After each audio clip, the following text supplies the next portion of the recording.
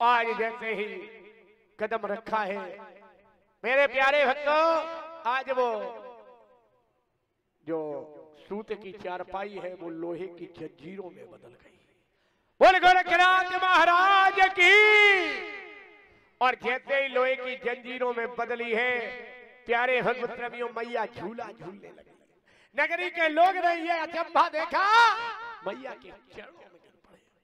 ध्यान रखना, एक कलयुग का जीवन का सबसे बड़ा सत्य है, जहांगीर ने कभी अपने भक्त की लाज नहीं जाने दी। एक चीज हम आपको बता दें, अगर हमने कई लोग देखे केवल गोगा जी महाराज को मानते हैं, और किसी को कोई परेशानी हो जाए और उसने कह दिया, अगर एक बार जो गोगा जी को पूजता है और मानता है, उसने भी अगर कह दिया, बोले ठीक है बाबा की कृपा होगी तुम ठीक हो जाओगे, तो बाबा ने उसके भी शब्दों की लाज रखी। ऐसे कई प्रमाण हैं, ध्यान रहे मेरे प्यारे भक्तों। आज मैया 2 महीने 24 दिन मैया वात्सल अपने मायके में रही। गर्भ में जहांगीर एक दिन बोले, बोले मैया मेरा, ए मैया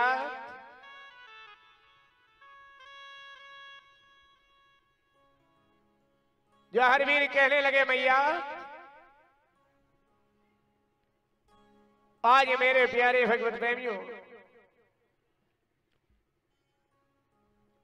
हम अपने नाना के घर में जन्म नहीं लेंगे। बोले क्यों? इसलिए नहीं लेंगे कि मेरी अगर जन्म मेरा नाना के घर में हो गया तो मेरा छत्रत्व समाप्त हो जाएगा। एक चीज ध्यान रखें, जिसका पुत्र, जो बेटों का जन्म, जो पुत्रों का जन्म ननिहाल में होता है, उसका छत्रत्व समाप्त हो जाता है, क्योंकि पिता का घर ही छत्रत्व का अमर तत्व है। पिता का घर ही पौरुषता की निशानी है। और आजकल तो है बोले सास तो कुछ जानती ही नहीं, जो कछु है सो अम्मा ही जानेंगी। ले चल पहुंचे।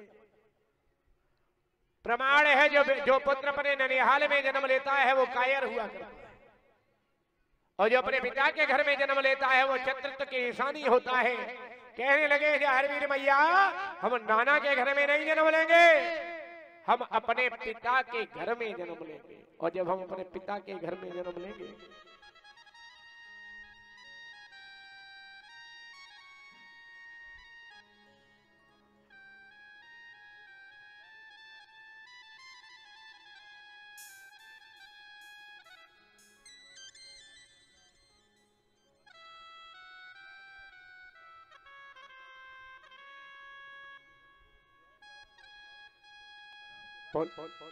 बोल जहांगीर महाराज की हो, गुरु गोरखनाथ महाराज की जय हो। आज मैया और जैसे ही तैयार हुई है चली,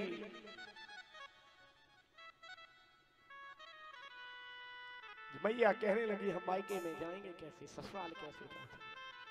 जहांगीर ने गर्भ में कह दिया, मैया नीचे रथ खड़ा है, नीचे उतर के आई। बोले यहाँ तो कोई रथ नहीं है। बोले तेरा भैया नहीं है जो रम्मू? मैया ने कहा उसे तो दिखाई नहीं देता। जहांगीर कहने लगे मैया तुझे अपने गुरु पर भरोसा नहीं है? मैया ने जैसे ये रम्मू बढ़ई पर रम्मू जैसे खाती प्रमाण है, राजस्थान में शर्मा परिवार को खाती कहते हैं, लेकिन जहांगीर को सबसे पहले ले जाने वाला शर्मा परिवार ही है। सर पर हाथ रखा है, नेत्र सजग हो गए, ज्योति आ गई, बैल जोड़ लिए, चल दी मैया इधर। जैसे ही रथ के घोर की आवाज, जंगल में पंचमी को मैया चली है, सप्तमी को घोर की आवाज लगी है। राजा बासुक ने अपने पुत्र तक्षक से कहा, जाओ अगर पद्मनाग ने जन्म ले लिया तो नागवंश में हमारी नाक कट जाएगी। राजा बासुक ने अपने पुत्र तक्षक को भेजा, और जब तक्षक चले तो पीछे रथ में सवार हो मैया के सीने पर बैठ गए, विचार करने लगे कि मैया को डस लेंगे तो रहेगा बांस, न बजेगी बांस। और आज जैसे ही तैयार हुए हैं मेरे प्यारे भगवत प्रेमियों, जहरवीर ने हाथ यो उठाया और जैसे ही फन में मारा है, चच्चक घूमे हैं दोनों बैलों को डस लिया। मेरे प्यारे भगवत प्रेमियों, आज जैसे दोनों बैलों को डस लिया है, मैया रोने लगी, रम्मू से कहने लगी, बोले हम तुम दो जने हैं और अब घर कैसे पहुंचे। बहुत पुरानी है। आज मैया रो रही है, अंधेरा है, घोर जंगल है, गर्भ से जहरवीर की आवाज आई, मैया क्यों परेशान है। मैया कहने लगी, हम परेशान हैं, मेरे तो बैल डस लिए। जहरवीर कहने लगे, मैया तू भंडारा करा दे, तेरे बैल ठीक हो जाए। मैया वाछड़ कहने लगी, बाजी वाह, हम भंडारा करा दे, यहाँ ना संत है, ना शिरोमणि है, ना हम पराठा है, ना दाल है, ना चावल है, हम बैल कैसे ठीक करा दे। आज तो मेरी भगवत प्रेमियों मैया कहने लगी, हम बैल कैसे ठीक करा दे।